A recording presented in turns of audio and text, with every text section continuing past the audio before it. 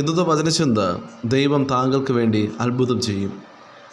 ഈ നല്ലൊരു പ്രഭാതത്തിൽ വചനം ശ്രവിക്കുന്ന പ്രിയ ദൈവജനമേ, ദൈവം താങ്കളുടെ പ്രതിസന്ധിയിൽ താങ്കളോട് കൂടെയുണ്ട്. താങ്കൾ ഒറ്റയ്ക്കായി പോയി എന്ന് ഭാരപ്പെടരുത്. താങ്കൾ വിശ്വസിക്കുക, താങ്കൾക്ക് വേണ്ടി തക്ക സമയം ദൈവം അത്ഭുതം പ്രവർത്തിക്കും. പത്രോസ് എഴുതിയ 1 ലേഖനം 5 അധ്യായം 10 തിരുവചനം ഇപ്രകാരം വായിക്കുന്നു: എന്നാൽ അല്പകാലത്തേക്ക് കഷ്ടം സഹിക്കുന്ന നിങ്ങളെ ദൈവം തന്നെ യഥാസ്ഥാനപ്പെടുത്തി ഉറപ്പിച്ച് ശക്തീകരിക്കും.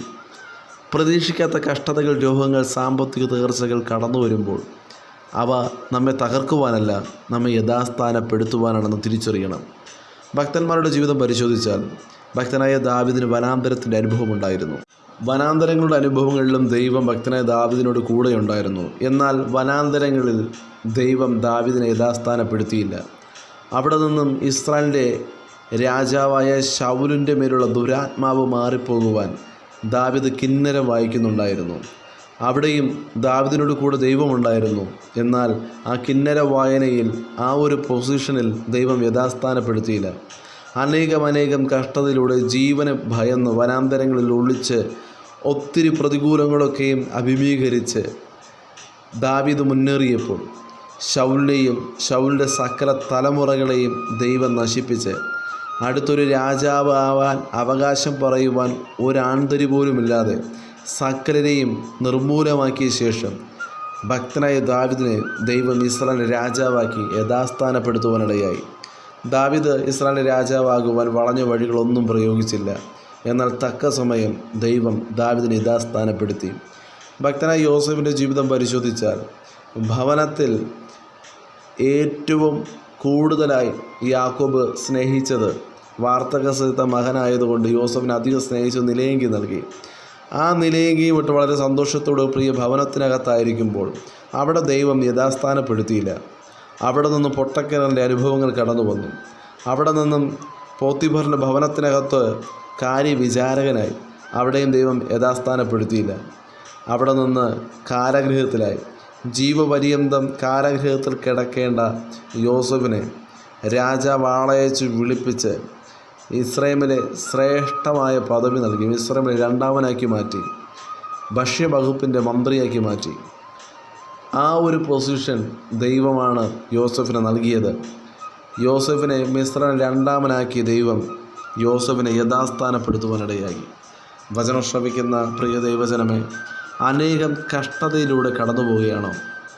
താങ്കൾ അനേക കഷ്ടതയിലൂടെ കടന്നു പോകുമ്പോൾ ദൈവം താങ്കൾക്ക് വേണ്ടി തക്ക സമയം അത്ഭുതം പ്രവർത്തിക്കും. മറ്റാർക്കുമില്ലാത്ത ശൂന്യത താങ്കൾ അനുഭവിക്കുകയാണോ? മറ്റാർക്കുമില്ലാത്ത വാക്തത്വം താങ്കളുടെ മേലുണ്ടെന്ന് ഓർക്കുക.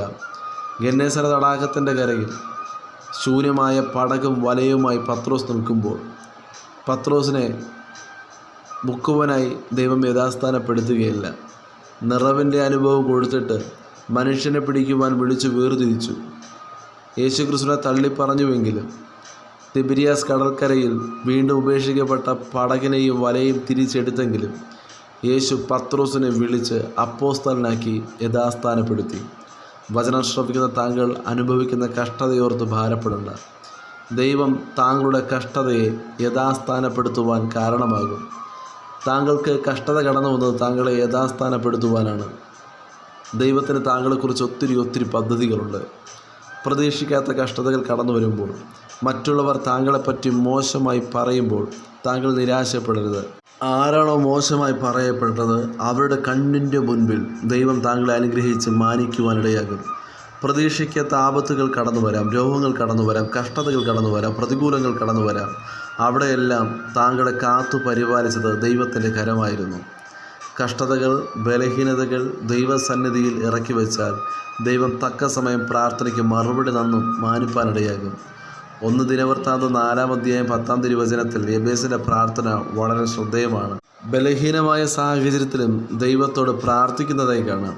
നീ എന്നെ നിശ്ചയമായി അനുഗ്രഹിച്ച് എൻ്റെ അതിർ വിസ്താരമാക്കുകയും നിൻ്റെ കൈ എന്നോട് കൂടെ ഇരുന്ന് അനർത്ഥം എനിക്ക് വ്യസന കാരണമായി തീരാതെ വണ്ണം എന്നെ കാക്കുകയും ചെയ്താൽ കൊള്ളാമായിരുന്നു. യബേസിൻ്റെ പ്രാർത്ഥന എപ്രകാരമായിരുന്നു?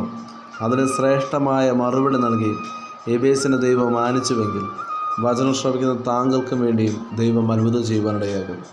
ആകയാൽ ദൈവത്തിൽ പൂർണ്ണമായി ആശ്രയിച്ച് മുന്നോട്ട് ചലിപ്പാൻ വചനം ശ്രവിക്കുന്ന ഏവർക്ക് കർത്താവ് കൃപയും അധികാരം നൽകുമാറാകട്ടെ. God bless you. ആമേൻ.